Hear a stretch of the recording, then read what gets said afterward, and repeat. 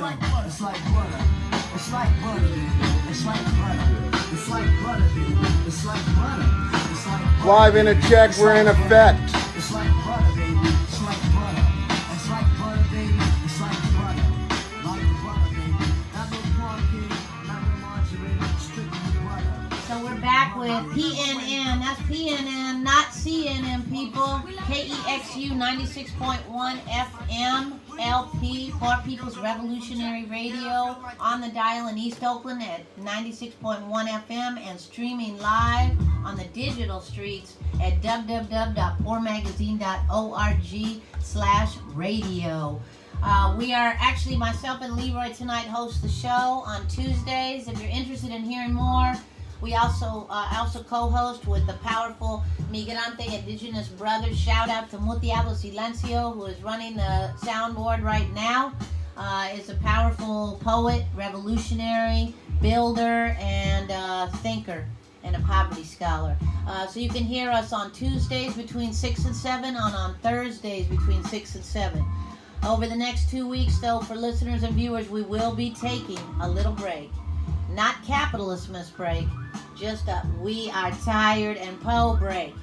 So just so you know, we're going to be dark for a minute, but we'll be back on January 8th for Poor People's Community Newsroom, which we do on the first Tuesday of every month. All listeners and viewers are welcome to come through. It's where the poor people decide the editorial board, right? So the whole community becomes the editorial board. And then at 8 o'clock, it's JV with Free Aslan Radio and a lot more. So right now, we're taking it back with Poor People's Revolutionary Radio because we have a powerful poverty scholar right here from Black Arthur, the amazing James, who struggled with his scam lord. So as a part of our gentrification report continued tonight, we wanted to bring on James, one of the people who actually reached out for help when he was dealing with this scam lord. James, you want to introduce yourself, hon? Yes. Yes, I'm James Lawrence, and I want to let you all know that I had problems with my landlord that wanted me to get rid of my cat, and I felt like, that he was like picking on me about my cat. You can't have your cat here in the house. You got to get rid of him, and it was just, it was terrible. And I'm trying to help some of my friends that's over at my house and still they try to get different place. And I'm gonna let y'all know that I love everyone, and this is what is going on with me, with my animal, and then one time he came I was sitting in my living room, and I feel like that's against the law, that you put a key in my door and check out water. And so what he did was, I heard the key turn, and then when the door opened, he's standing there, the landlord. He said, "Why you don't open the door, James?" I said, "Because I asked my door because you didn't give me no notice that day. If you would have gave me notice that day, I would have responded, but you didn't respond. So that made me feel like that was illegal to come in my house. Then if I feel like if I wasn't there, that you would just come in my house for me not being there." So James, I always wanted to point out, James just talked about a really common issue that happens with tenants. And again, for folks out there who are struggling with these scam lords right now, the landlord gave no notice to James, just started coming in because they act like they own it, right? And so you sitting on your couch and you didn't open the door, and then what did he say to you? He said, "Why you didn't open the door?" I said, "Because the fact that I opened my door, I didn't know who you were. You could have come to my house like that. You probably tried to, hurt me or something." Right. And I was aware, so that's the reason why I didn't open my door. You just can't come in a person's house when they're either there or not there, but you gotta let them still know. That's right. And he said, "Well, did you text you?" I said, "You didn't text me at all. You were not even a letter. You just called us up trying to come in there." Right. And then there was another lady upstairs in apartment 6 that he tried to jam up, come to her house, talking about her house, the kitchen was dirty and all, It was just, it was a drama. Yeah. So for listeners and viewers out there, please know you have the right. Again, basic rent control law requires, and it's actually in your rental agreement and your lease, and you think, well, maybe my lease expired. It did not. Those laws are in the books to protect tenants from basically what would be considered a home invasion. So, James reached out to us for help with the cat, and we told him the law about the service cat.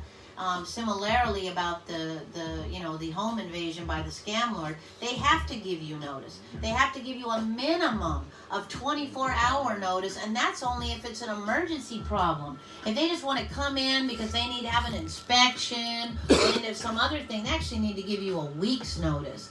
So, and like James said, they have to do it by a phone call and by written, not just a text. They get to send you an email or get you a piece of paper. So please. So thank you, James, for coming on Poor People's Revolutionary Radio.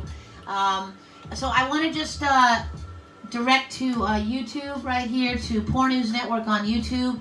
A lot of listeners and viewers might have known about the recent encampment that happened at 98th and Eads.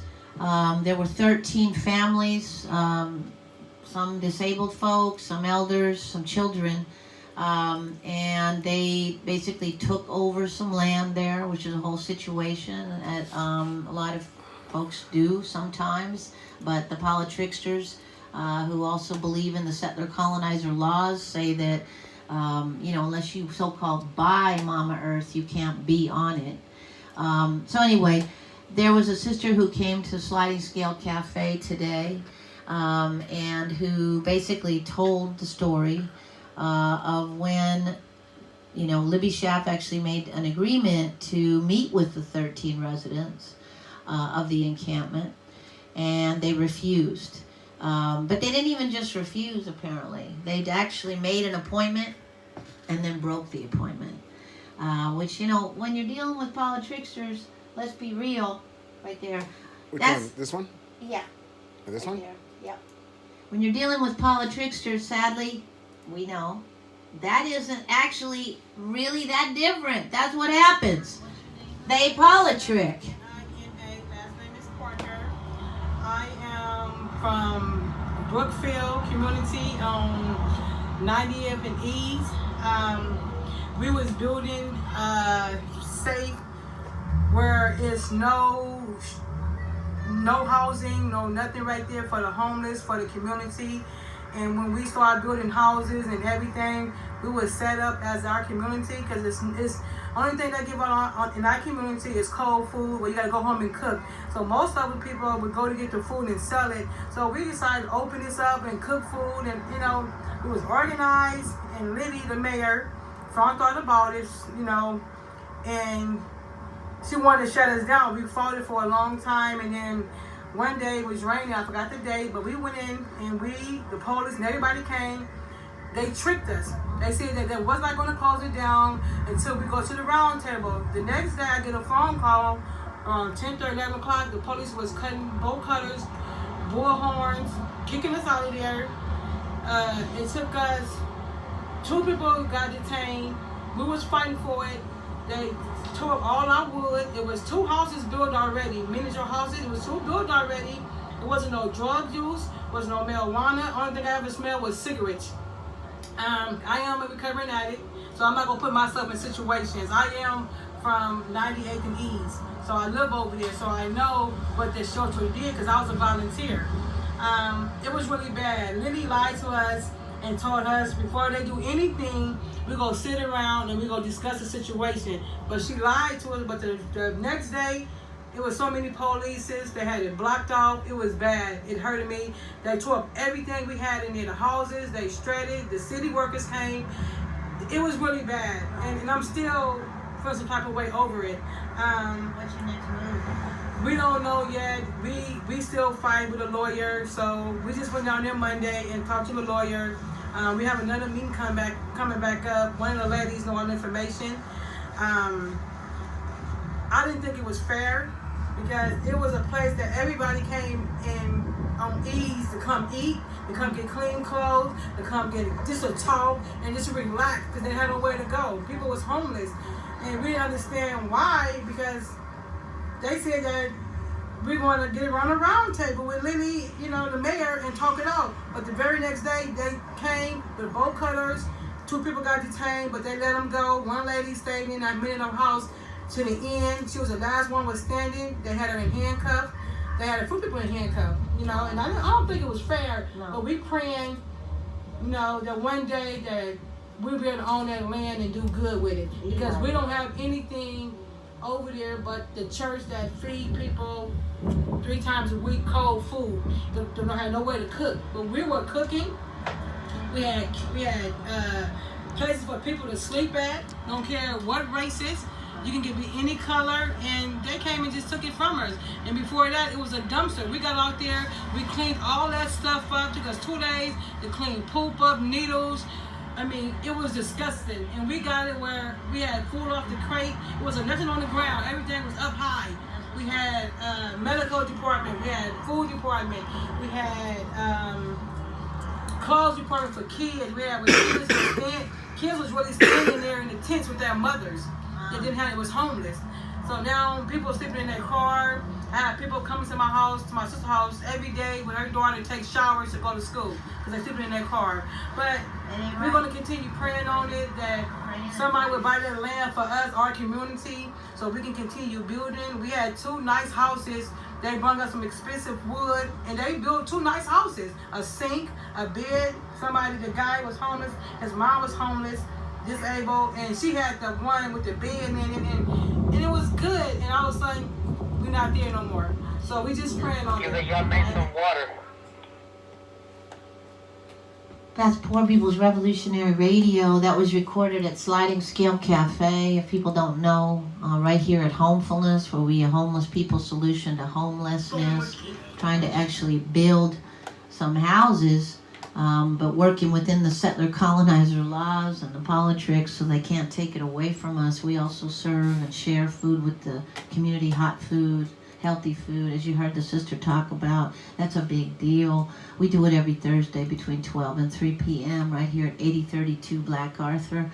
I also just want to say that one of the things that is important about this story too is that's the reason that we're actually trying to launch the Bank of Community Reparations. We build in homefulness right here, but we see homefulness as a template all across Mother Earth. And so we launched the Bank of Community Reparations. You can check it out on GoFundMe, Landless People's Land and Housing Fund, where we're trying to fund a homefulness in Berkeley right now for landless peoples there.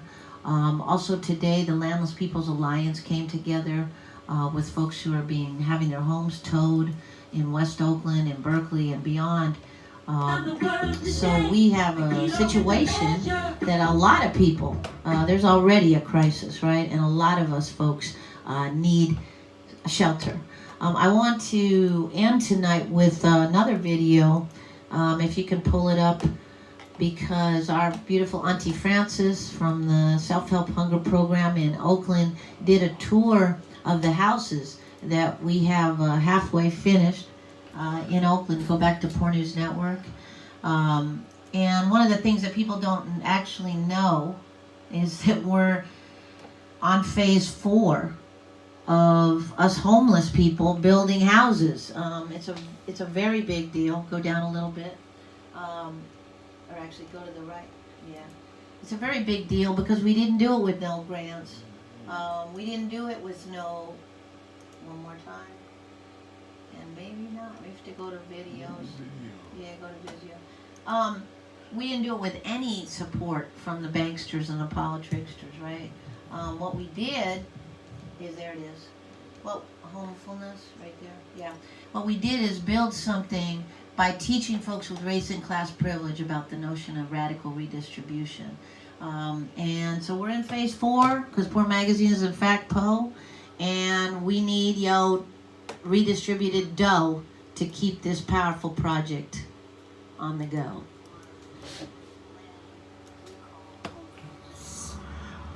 We are now in phase 4 of our construction of housing for the people, but we don't have any more money now. As you can see, we've completed the windows, the doors, the electrical, And the sad part about this, capitalism has caused us to slow down on our production because of the cost. The cost is so disgraceful, so disrespectful, that it makes projects like this totally impossible without the helps, financial helps of people who are privileged and have the money. So we're calling on the assistance of the folks who have the means to help us complete this, because people are living on the street more and more and more and more every day, and dying on the streets more and more every day. So this project needs to be completed because there's families that need to live here. And it's not doing any good in this phase right now. Thank you. All power to the people. Because there is power in the people. Show me. Show me. So yeah, you heard the beautiful, amazing poverty scholar, author, poet, member of the Poets Project, Poor Magazine, Auntie Frances, and the Self-Help Hunger Program in North Oakland. Shout out to all the powerful folks in Driver Plaza as well. But I just want to be real. If you can support Poor Magazine in doing us poor people with no politics or government bankster dollars, creating hopefulness, please go to www.poormagazine.org/REV, like revolutionary, rev_donor, DONOR. And the other part about that is, you know, we purposely do not get politrickster dollars. We don't even F with the politricks because we've been lied to all our lives as poor people. You know, I'm gonna keep fighting alongside my brothers and sisters and banging on their doors. I know me and Leroy and Moot and Diallo and James, we're gonna keep that fight up. But the reality is, at the same time, we gotta manifest something different. We can't keep that tricking up and let those people continue to leave us out in the cold. So once again, KEXU 96.1 FM, Poor Magazine, right here in East Oakland. Stay tuned for Crip Hop Nation. After this music break.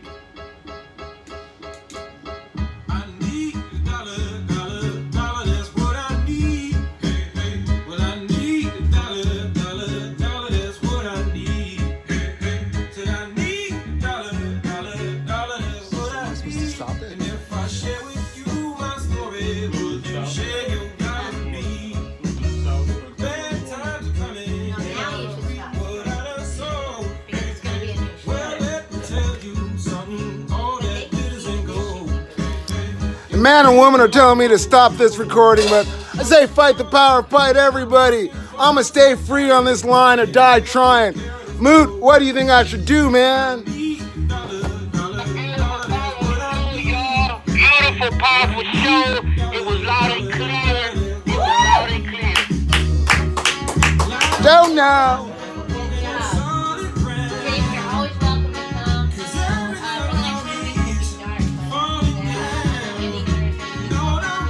We got 6 more minutes. We got 6 more minutes.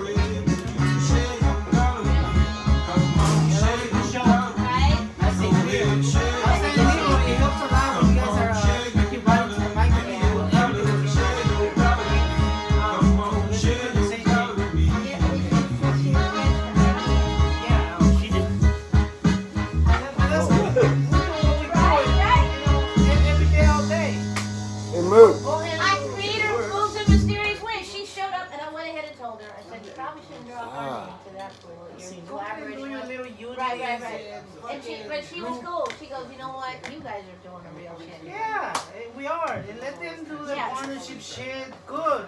By all means, good luck with it. Right. I hope you guys don't find the wrong way. How these female moves. I know. Bro, are you hungry? She's gonna sabotage herself. There's No, shrimp. I'm okay. Okay. She's gonna sabotage herself sooner or later. Right? Yeah. Let's see. What's wrong? Well, Donald Trump. He's talking about shutting down the government. Solo voy con mi pena, sola va mi condena. Correré mi destino para burlar la ley. Perdido en el corazón de la